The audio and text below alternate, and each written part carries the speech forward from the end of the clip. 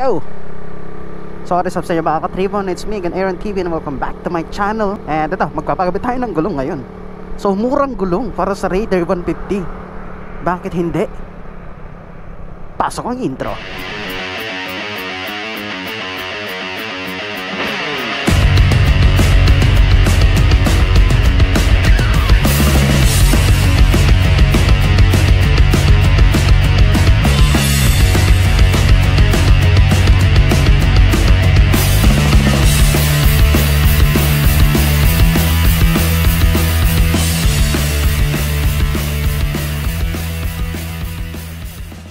Alright, so ayan, ito, pumunta na tayo ngayon dun sa pagpapakabitan natin. Actually, hindi pa ako nakakahanap ng pagpapakabitan natin, pero maghanap tayo ng pinakamura at pinakasulit. So nakakabit na yung gulong natin dun sa likod, sa box natin. Ngayon, hatid ko lang muna si Commander dahil syempre, pamilya muna, di ba? Alright, tara, let's go. Hanap muna tayo ng shop na pagpapakabitan natin itong ating gulong. Let's go!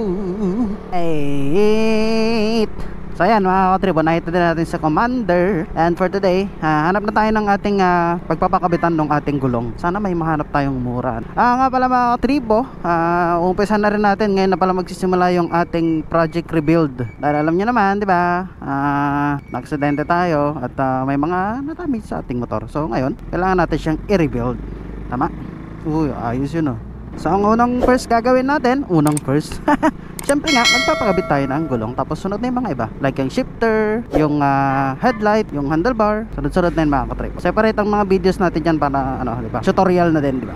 Alright, tara, let's go, hanap na tayo. Dami pong sinabi. So dito tayo nakahanap ng ating pagpapalitan. Itong si Reyes Motorcycle Parts and Accessories. Dito lang sa Alaminos. So dito tayo magpapakabit, tribo.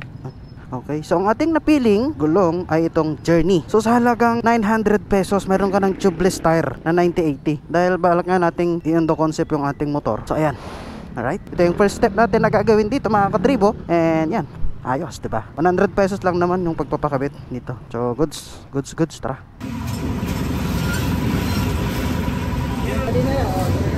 Alright, sa mga katribo, ito na nga, binabaklas na yung ating gulong dahil para nga mapalitan na yung ating bagong gulong na Journey na 9080 dito sa ating Suzuki Raider 150 Carb. So ito, little did I know na magkakaroon pala ng problema dito. Watch out nyo na lang mamaya, okay?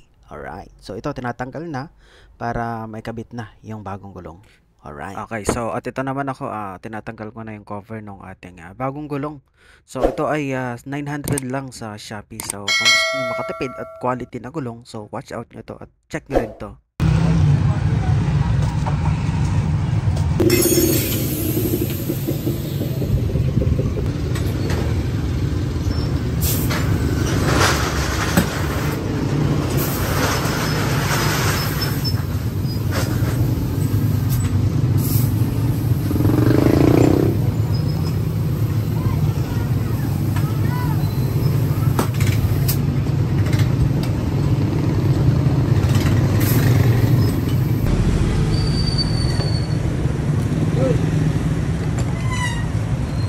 Alright, so ito mga katribo. So tinatanggal na rin nung gagawa yung plastic cover ng ating gulong para ma-mount na rin siya dun sa ating mugs. At tingnan natin kung anong magiging itsura.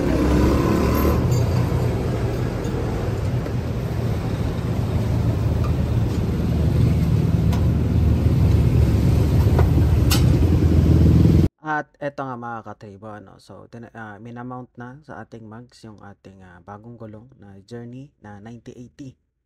Okay, so ayan, so makikita naman natin na sobrang bilis lang nilang gawin ito at saka halata namang praktisado itong mga to at alam talaga nila yung ginagawa nila. So tinignan ko kung may mga bengkong ba or may gasgas yung bags natin. So far wala naman.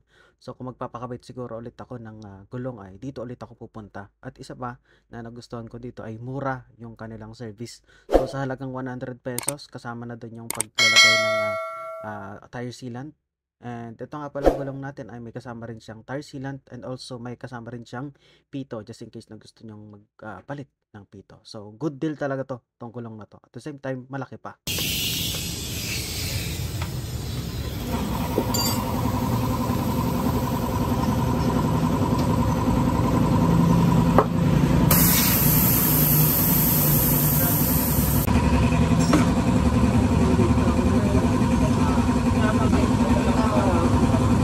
Okay, so ito nga mga katribo. So, unti-unti nang nilalagay yung ating tar sealant dito sa ating bagong gulong. So, mayroon akong napansin sa kanila, mayroon silang kakaibang klase ng paglalagay ng tar sealant dahil dun mismo sa gulong pinapadaan yung tar sealant at hindi dun sa mismong pito. 'Di ba? Usually kapag maglalagay ng tar sealant sa pito pinapadaan. Sa kanila dito mismo sa gulong. So, bagong learning to at bagong karanasan to na nakita ko. So, ganyan ang paglalagay nila. So, nakaka-amaze lang. Pero yan, ganyan ang kanilang paggagawa ng or pag-install ng tar sealant sa gulong. Right.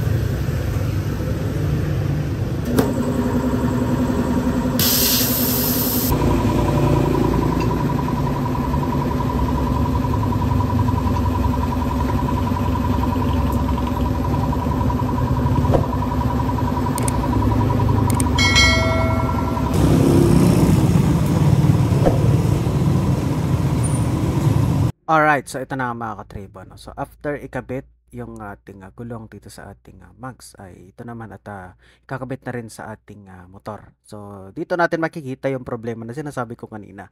Dahil kung mapapansin ninyo ay naglaki tayo ng gulong at yung kanyang tapalodo or yung kanyang fairings dyan sa harapan ay sumasayad. So yan ang naging problema dito. Sayad na, buti. Sayad siya, kapaluro. Alright, may problema. Kailangan ng bracket pala to mga katribo. Alright. Boss, thank you.